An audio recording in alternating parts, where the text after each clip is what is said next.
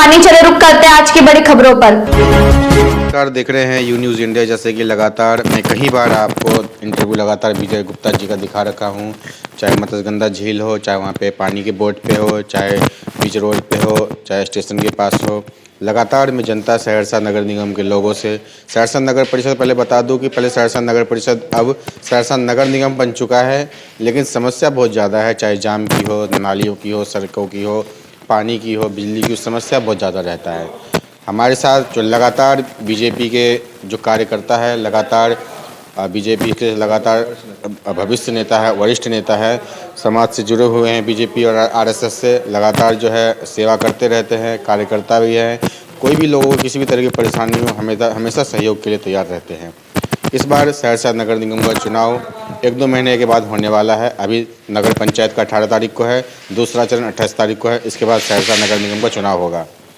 तो विजय जी से हम पूछने की कोशिश करेंगे कि आप चुनाव क्यों लड़ना चाहते हो, आपका उद्देश्य क्या है और सहरसा के लिए, नगर निगम के लिए आप क्या करना चाहते हैं? सबसे मैं पहले आप पत्रकार बंधुओं का धन्यवाद देना चाहता हूं कि हमारी आवाज़ सहरसा नगर निगम वासियों को तक पहुंचाने के लिए और हम इस सहरसा निगम के विकास के लिए और यहाँ के मूलभूत सुविधाओं के लिए जो बहुत से सारी समस्याएं हैं सहरसा में, जल निकासी हो, चाहे स्वास्थ्य के क्षेत्र में हो, चाहे खेलकूद के संबंध में हो, उसके निदान के लिए हम यहाँ के सहरसा नगर निगम के उप मेयर के रूप में अपनी प्रत्याशी की घोषणा किया है। और मैं वादा करता हूँ सहरसा के नगर निगम वासियों को एक स्वच्छ छवि के साथ, एक स्वच्छ ईमानदारी के साथ हम यहाँ के जन की सेवा करेंगे। सहरसा में जहाँ तक हम लोगों से बात करते हैं, चाहे ढाला के उस पार हो, ढाला के इस पार हो, लगातार पेपरों में, खबरों में आता रहता है। मैं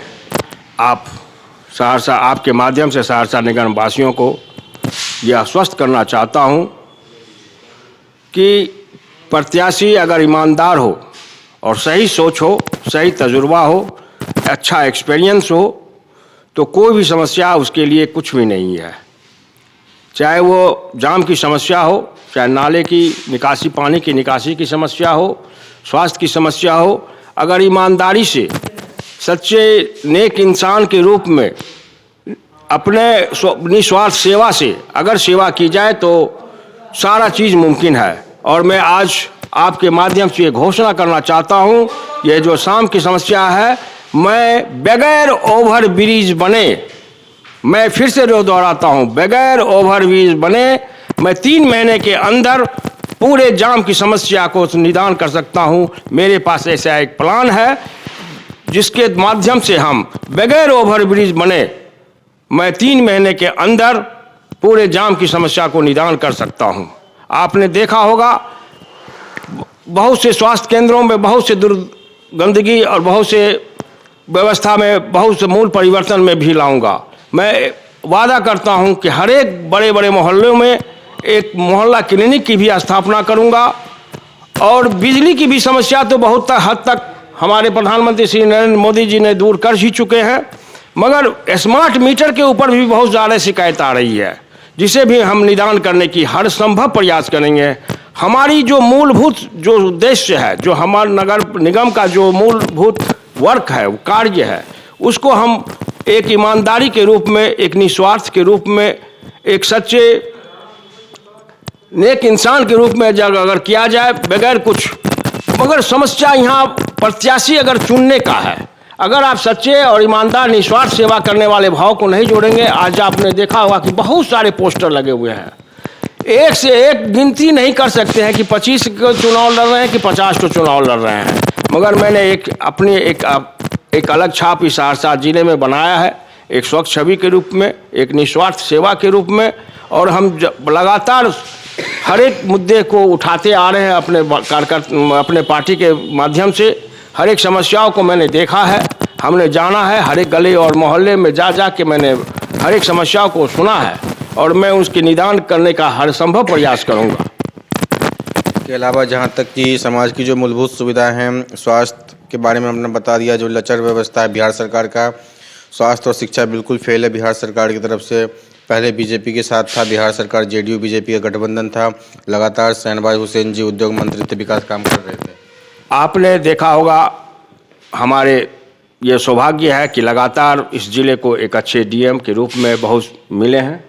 आनंद शर्मा अभी हमारे बीच हमारे सहरसा जिले के डीएम आनंद शर्मा जी हैं और लगातार अपने प्रयास से जो एक सामाजिक कार्य कर रहे हैं, वह शिक्षा के क्षेत्र में हो और स्वास्थ्य के सेवा से हो, हम उससे जितनी तारीफ की जाए वो कम है, इसमें भी कोई दो राय नहीं है।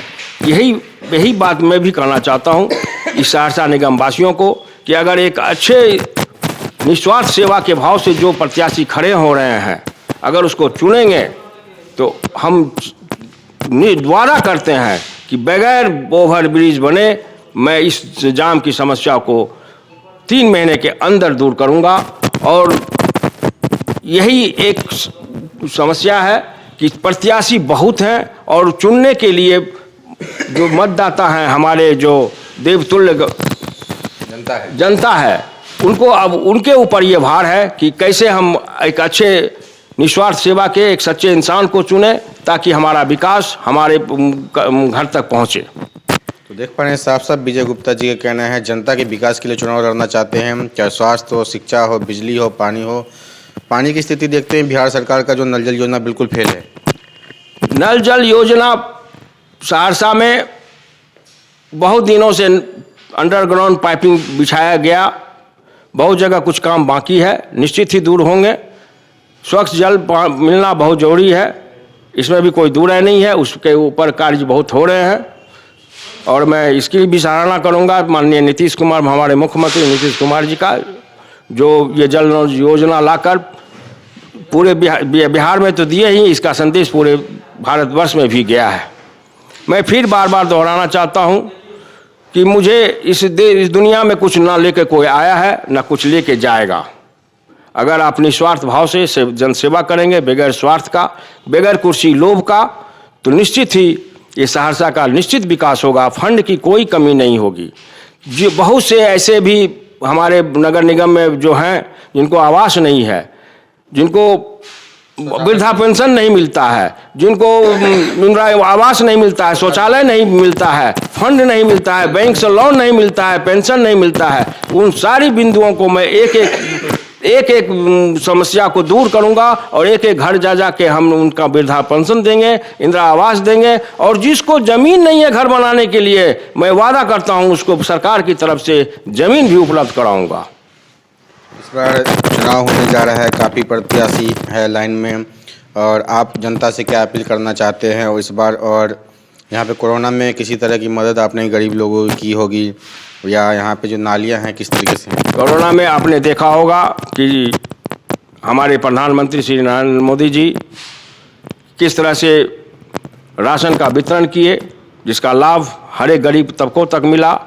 और मैं आज फिर अपील करना चाहता हूं कि जो सोच हमारे प्रधानमंत्री श्री 8 साल पहले 7 साल पहले जनधन अकाउंट खोलकर गरीबों को अकाउंट में जोड़कर उनका डायरेक्ट लाभ देने का काम किया है, उसकी तो सराहना करूंगा ही। और उसी सोच के साथ मैं भी इस नगर निगम की सेवा एक दूरदर्शिता के साथ करूंगा, यह मेरा वादा है। लगातार विकास के काम पे जिस तरीके से बीजेपी लगातार देश का विकास कर रही है, चाहे मोदी जी हो, चाहे पहले बीजेपी जेडीयू की सरकार हो, और चाहे फिर अभी लगातार मोदी मैजिक गुजरात में चला, फिर से दोबारा वहाँ पे गुजरात में बीजेपी की सरकार बनने जा रही है। उसी तरह सहरसा के जो बीजेपी के वरिष्ठ नेता विजय गुप्ता जी का कहना है, लगातार विकास का काम करेंगे जनता के लिए अगर मौका मिलता है तो। सहरसा से रंजन जसवाल की रिपोर्ट। मेरे साथ बस इतना ही। बाकी की तमाम खबरों के लिए देखते रहिए यू न्यूज़।